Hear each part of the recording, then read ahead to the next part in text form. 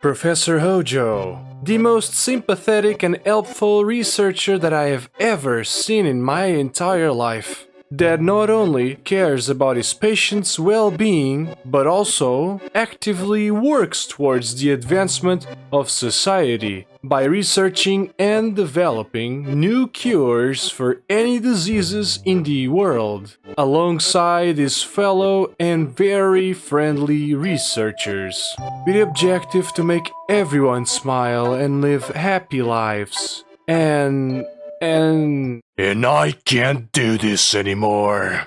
Why? Because what I said just now was complete and utter bull. Sympathetic and helpful? Yeah, right. Only by mistake, maybe. And cares about his patients' well-being?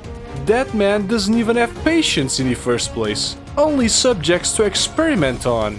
We don't even know what's going to happen. You might turn into a giant octopus with a cannon mouth in your arm, or just melt down completely. In the best case scenario, you become like Zack. But that's like 1% chance of happening. So don't get your hopes up. Now, incoming spoilers for the OG FF7 Crisis Core, the movie Advent Children, FF7 Remake, and FF7 Rebirth.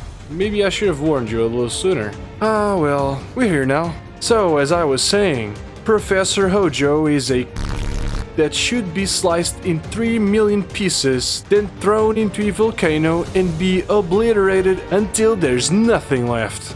But is Professor Hojo that bad?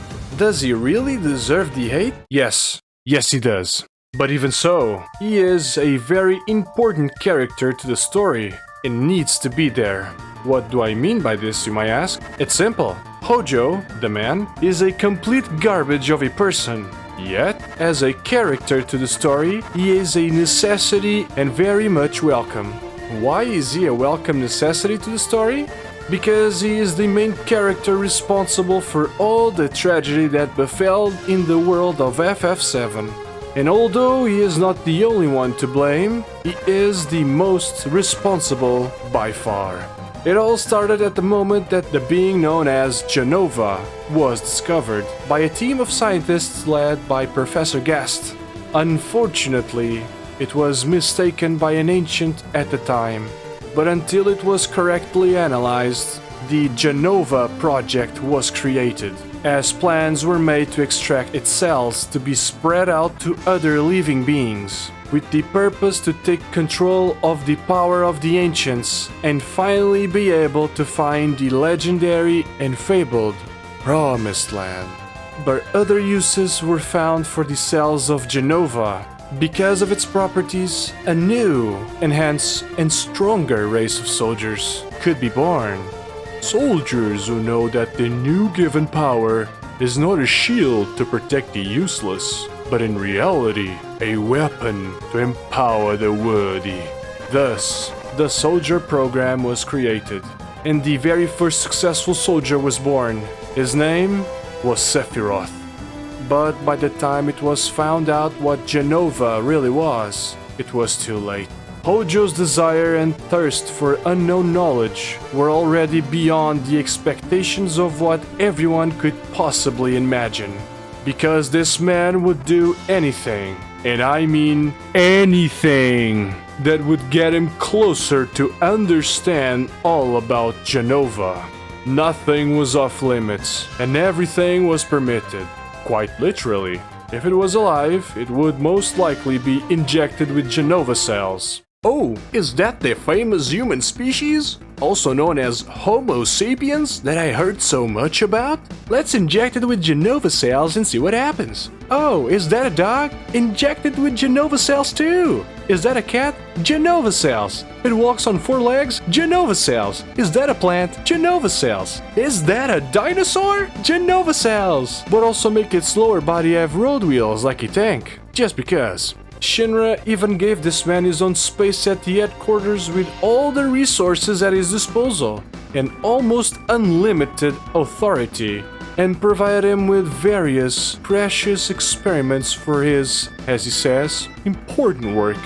God damn it, President Shinra, this is your fault too. He had the authority and opportunity to prevent all this crazy stuff from happening. But no, the Promised Land. We need to find the Promised Land.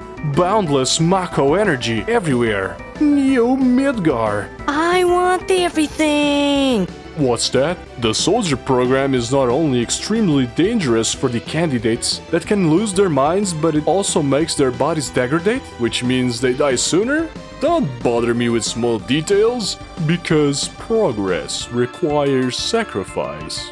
As long as Shinra reigns supreme with no one to stand up against us, what does that matter? I guess it's no surprise that Sephiroth kills him not only in OG FF7, but also in Remake.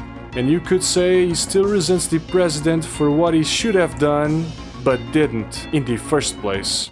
Remember when I said that Hojo likes to inject Jenova cells into everything? That was not a joke. He did that to his own son while he was in the womb of his mother. And then later, he did the same thing to her as well. And also at the time, there was a Turk that was working under Hojo as a bodyguard in the Nibelheim mansion. Can you guess what he did to him? He shot him. That's right. Okay, he then experimented on him too, with no mercy. I would say that this one was personal for him, or at least the closest to it. And eventually, Cloud and Zack would get this treatment too, alongside with the survivors of the Nibelheim incident. And although for Cloud it was the first time to be experimented on with Jenova cells, for Zack it was not.